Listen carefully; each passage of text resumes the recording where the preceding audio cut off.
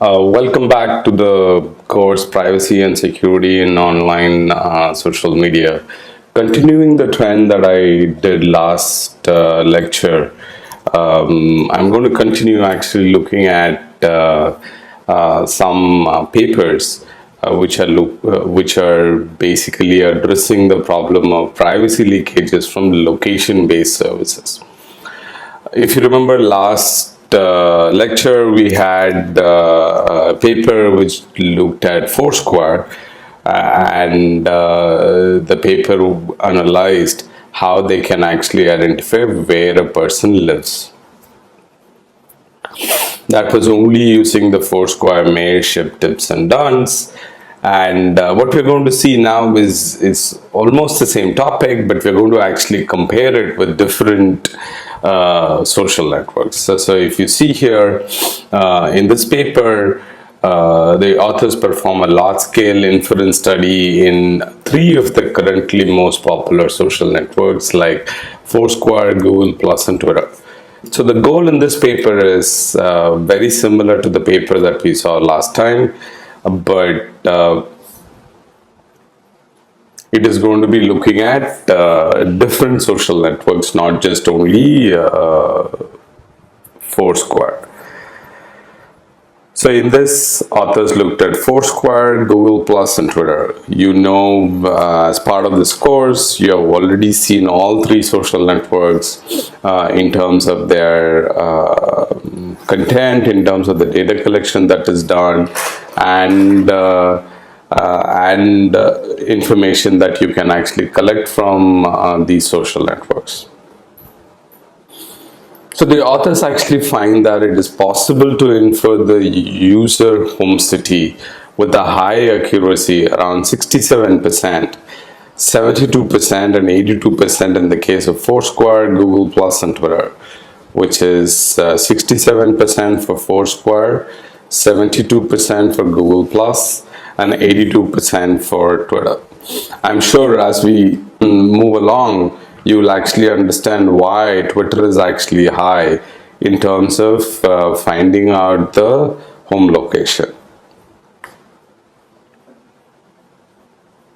So now let's look at the paper in terms of the same structure as we saw last time. Introduction, talking about what a location-based social networks are, talking about collecting data from different social media services like Google+, Foursquare, and Twitter, and different research that are done in the context of Foursquare, Google+, and Twitter. And then talking about what information was collected, and a little bit of conclusions of the paper itself, and then talking about how the paper is organized. So this is generally the structure that we saw even in last time, meaning almost all papers that we'll see the structure would be the same. A paragraph about the 30,000 feet high view of the problem, then a paragraph about the current problem and what is missing, then a paragraph about what was done in this paper, and then some kind of a contributions from this paper. Related work, again, I'm not going to detail in this particular related work, but related work generally talks about these kind of privacy leakages from location-based services and work done on collecting data from these 3 social networks and inferences that were done. Then many a times researchers actually tend to write details about the social networks that is being discussed in terms of just introducing the terminologies, which we saw in the last paper also. Here it is talking about Foursquare, then there will be about Google+, and then Twitter. So here, if you look at it, the data set that was used in the study is same as the last paper. Data set crawled between October 2011 through the system, and it comprises of 13 million users and about close to 16 million different venues. And the user home city is an optional open text field limited to about 100 characters. For venues, the location must be defined, filling the open text fields, namely city and address, limited to 30 and 127 characters respectively. Right, so that's the kind of data, and that's the kind of information that is available when you collect these data for venue tips and dons. So the entire data set is about 15 million mayorships, close to 11 million tips, and close to 10 million likes. Right? So likes is basically dons in terms of Foursquare terminology. So now in terms of Google Plus data, Google Plus is basically a network that is very similar to, meaning if you have a Gmail account, you essentially have a Google Plus account. In total, 27 million profile pages through HTTP requests were crawled, and 7 million defined at least one place where they lived, and 5,000 provided an address information, and about 7 million filled the education, and about close to 6 million filled their employment. So these are details, meaning if you remember, if you just recollect the social network that you use more often, which is like Facebook, you have all these details that fill, right? Places that you live, education, colleges that you studied, places that you've worked, places that you've lived. All of these information are taken from the users, and that's what is mentioned here, which is 7 million people have explicitly stated their education, and about 6 million people have explicitly stated their employment details, which is I work at IIIT Delhi. Now let's look at the data from Twitter. So the data from Twitter was collected using streaming API, which all of you are aware of, and the crawl was done for 120 million tweets posted by about close to 20 million unique users from April to June 2012. 0.5% of the posts as unique users were geographically tagged. Right? So what does this mean? This means that there are only 0.5% of the total posts that were collected where there is geotagged information for the posts, which is geotagged information for the users also. There were about 700,000 tweets and about 300,000 unique users. That's the exact location which we have discussed in the past, which is the latitude, longitude of the post from where the post is coming. So that's the background about the data set. Essentially, all of them are talking about in millions. In Twitter, it's about 0.5 million geographically tagged geotagged tweets. In Google Plus, there's about 27 million profiles that were crawled, and about 7 million education and 6 million employment. And Foursquare has the details of about 15 million mayorship, 11 million tips, and close to 10 million likes. That's the data set we're going to play around with to do the analysis, to find inferences about the home location of the person.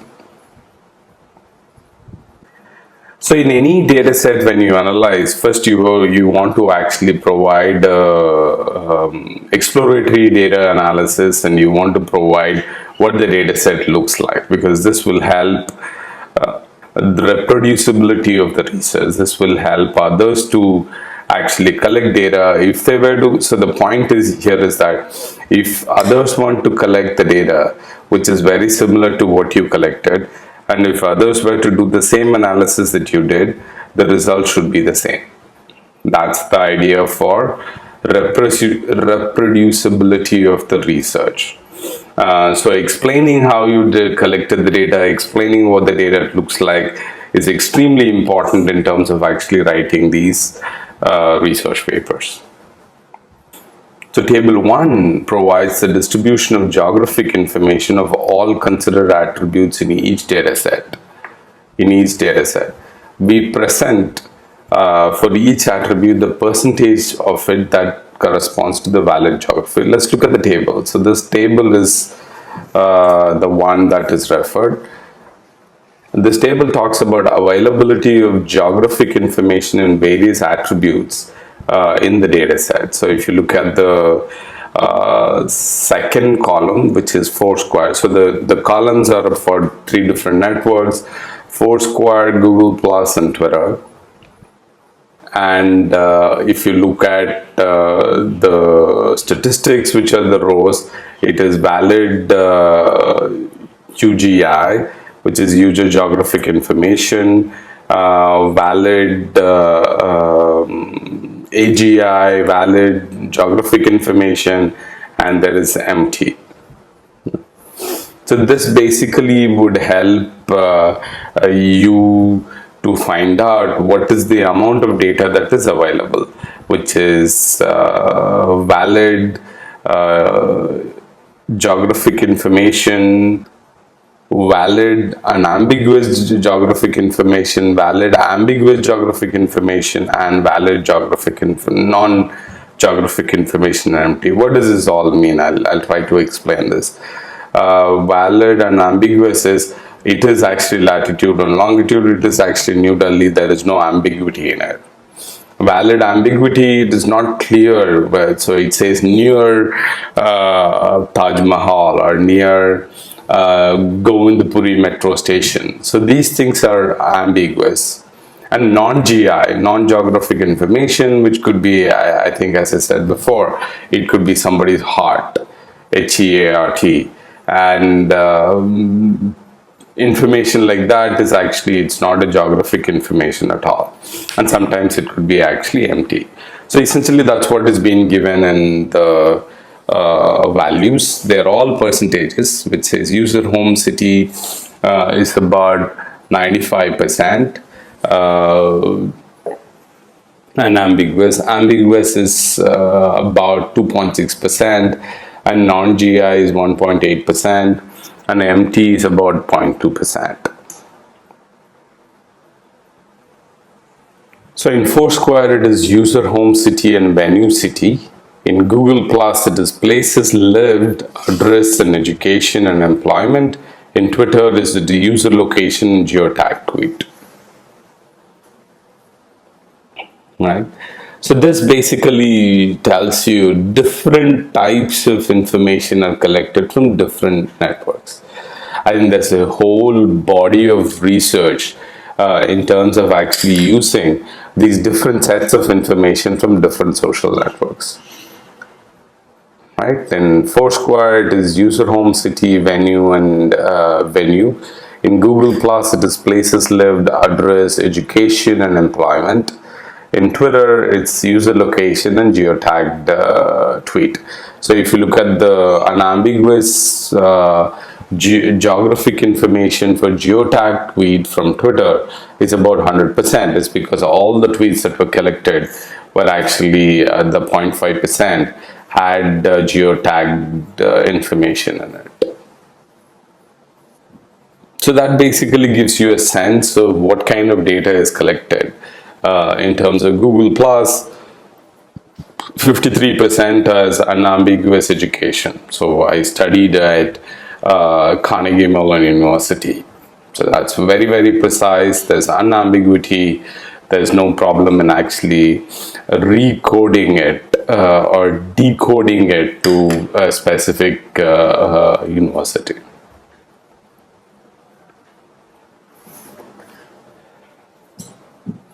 So let's look at different figures, different analysis that has been done using this data.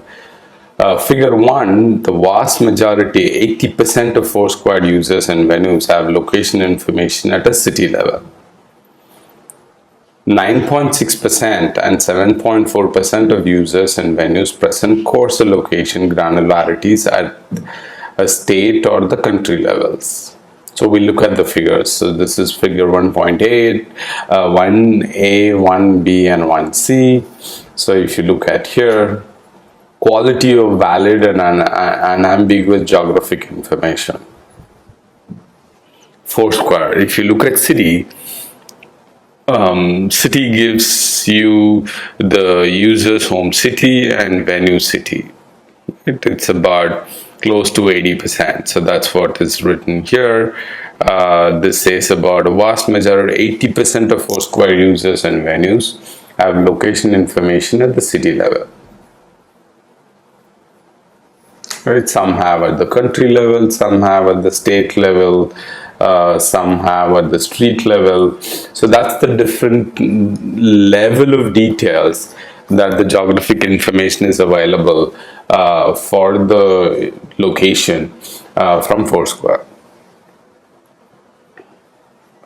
So if you look at Google Plus, the information is maximum available. For example, it is education that is available at a city level about 70%, 70+%.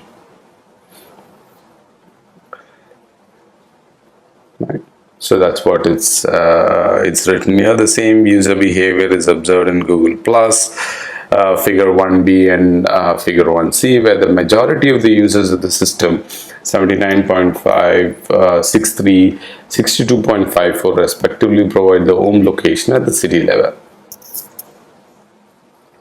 City is highest in terms of places lived. City is highest in terms of user location also. Right. So that basically says that we should be able to actually get the city level information without any problem, because large amount of data for the information about the users is available at the city level. Now let's look at more analysis with this data. So now figure 2A shows the cumulative distribution of the numbers of mayorships owned, tips posted and likes. If you remember, even in the last paper, we saw this kind of graphs, which is to show the cumulative distribution of the number of mayors, tips and dones. Right? So if you remember the graph, there were a small set of people who had a lot of mayorships and a large set of people who had less number of mayorships, right? So that's the kind of general social media behavior also. So let's look at figure 2A, which is giving you the distribution of the number of mayorships, tips and dones. So if you see here, the figure 2A is giving you the cumulative distribution of location-based attributes in each of the three media. A is for Foursquare, B is for Google Plus, and C is for Twitter. Given that Twitter has all of them are geo-tagged, you can clearly see there is only one line, whereas in the other ones there is friends, mayorships, likes, and tips. That's in the Foursquare and Google Plus, employment, education, places lived, and friends, right? So this is the graph, and you can clearly see the graphs very similar to what we have seen in the past in terms of social media data.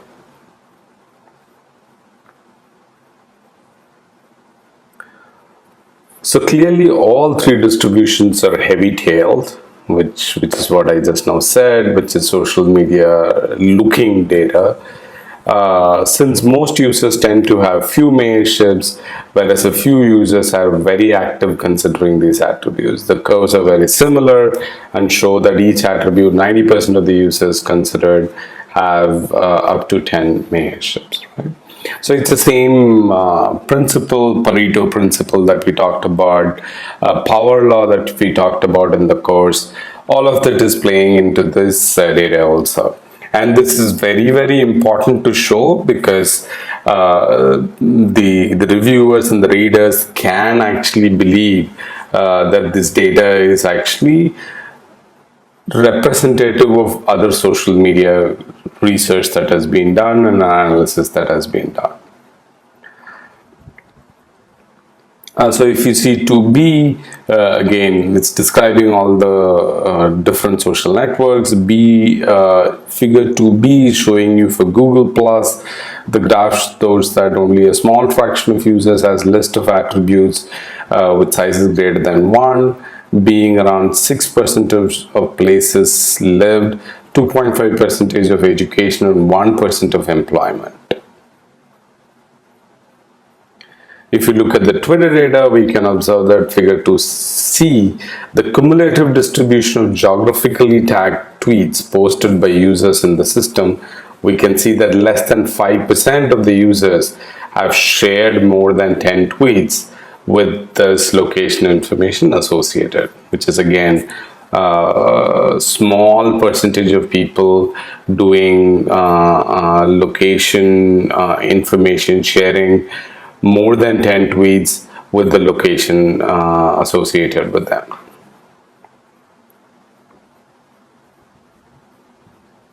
And so now let's get into inferring location. The methodology that this paper uses is very same to the last methodology, which is written in this paragraph.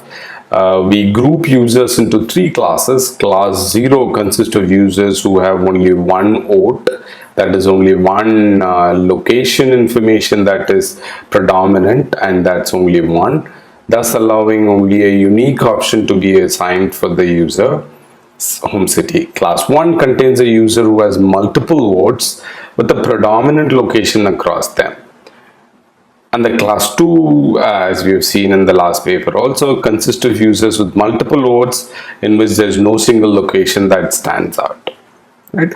So 3 categories of classes, 3 classes that they have made: 0, 1 and 2. We'll see the table with the 0, 1 and 2, but let's just look at how the data was collected, how the analysis was done, how the bucketing was done. Right? The results of our experimental evaluation are assessed using 2 metrics which measure the effectiveness of the proposed model. Accuracy is the fraction of correct inferences of users of class 0 or class 1. Right? Again, there are the current thing with class 2 will not work. So the model that was built was 4 single attribute models for Foursquare, referred to as mayorship, tip, like, and friends. For Google Plus, friend model and education and employment model, all of them based on single attribute. For Twitter, the only attribute used in the inferences task is the geo-tagged location.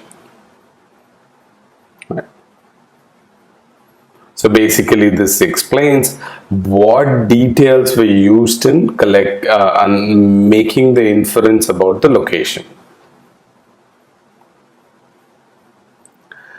So this is also another information. We also experiment with the refinement of the friends model, which consists of filtering users. So another way, just think about another way of looking at this. So friends model is they used the friends from that location to make the decision. So that is filtering with very few, less than k kilometers, or too many, that is more than k max friends, out of the inference process. The refinement originally proposed is motivated by the conjecture that these users may represent noise to the inference, as users with few friends lack enough evidence for which to build the inference, whereas users with too many friends probably do not have strong relationship with all of their friends. Right? It's basically saying that, oh, we build a model where we take the users with very few, less than a few kilometers, because they are not going to be connected. A lot of friends who may be connected from that location also will not lead a lot of information.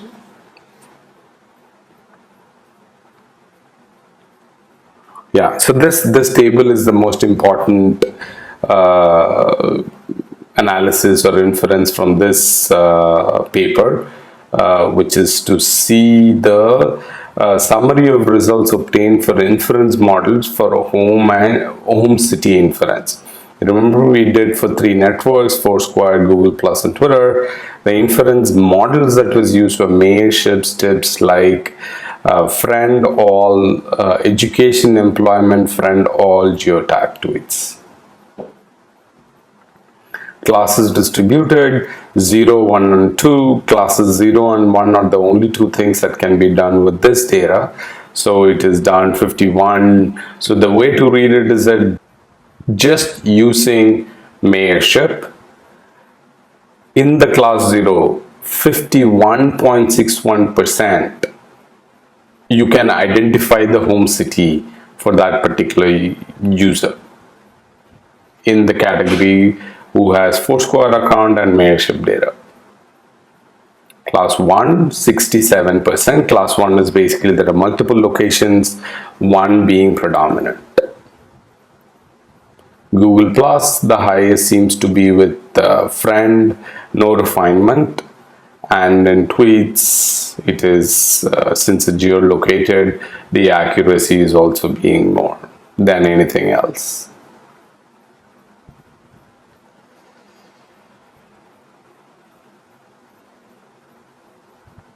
So you can, that's what I said, the accuracy for the Twitter seems to be higher than the rest of it.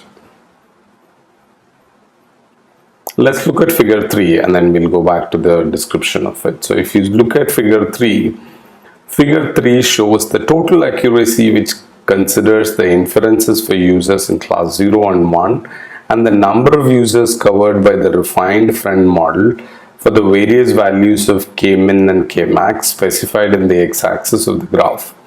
Often in comparing the results with those in table 2, we see that the refinement improves model accuracy, particularly for Google Plus, where the gain is about 21%. So essentially this is, x-axis is the model that was used within the kilometers, and y-axis is the percentage of users that were covered. So if you see Google Plus, there is if you infer the home city for a refined friend model, which is what we said, where the min and the max are removed, Google Plus seems to be doing much better than the added advantage of removing these friends is higher for Google Plus compared to Foursquare. That's the inference there. So here is another interesting inference. A similar graph we saw in the last paper also. There we saw only for Foursquare. Here we are seeing for Foursquare, Google Plus, and Twitter. Figure 4 corresponds only to the incorrect inferences, and the inner graph is basically zoomed into the outer graph.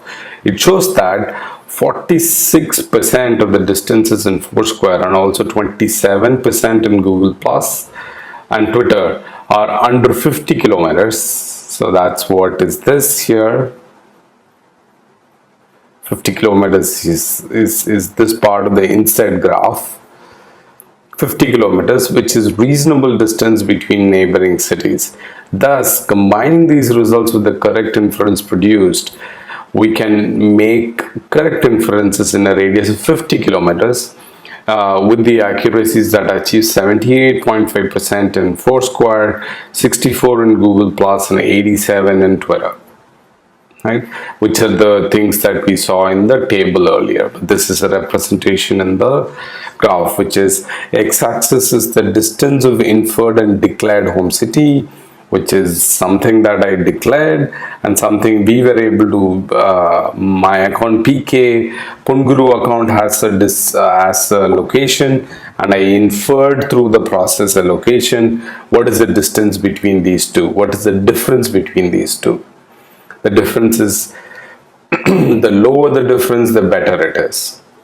The insert graph is just showing you a zoomed in version, which shows that about 50 kilometers we are able to get about 46%. So if you see here 50% and this is about 46%.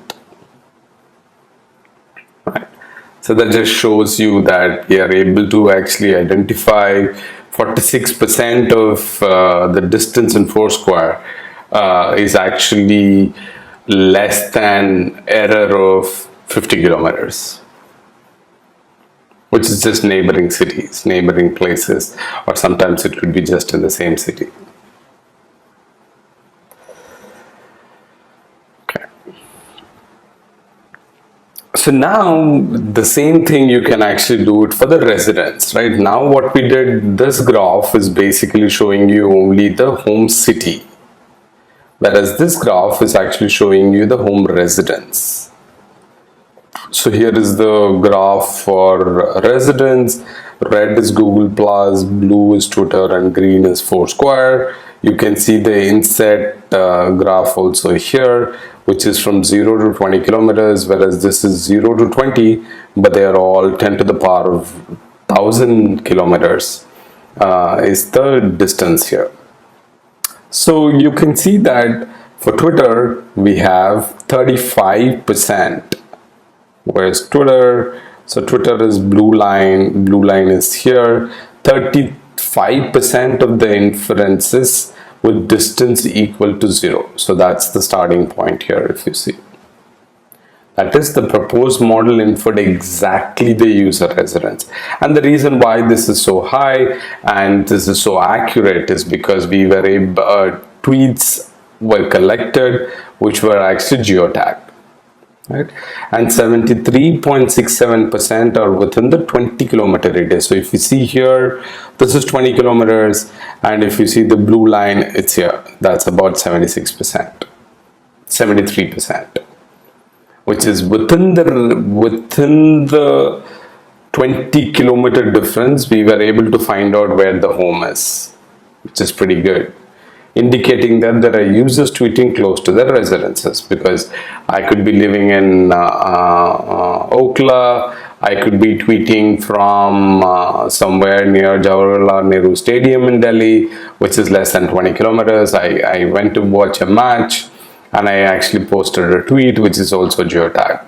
So that's the kind of 20 kilometers that we can get.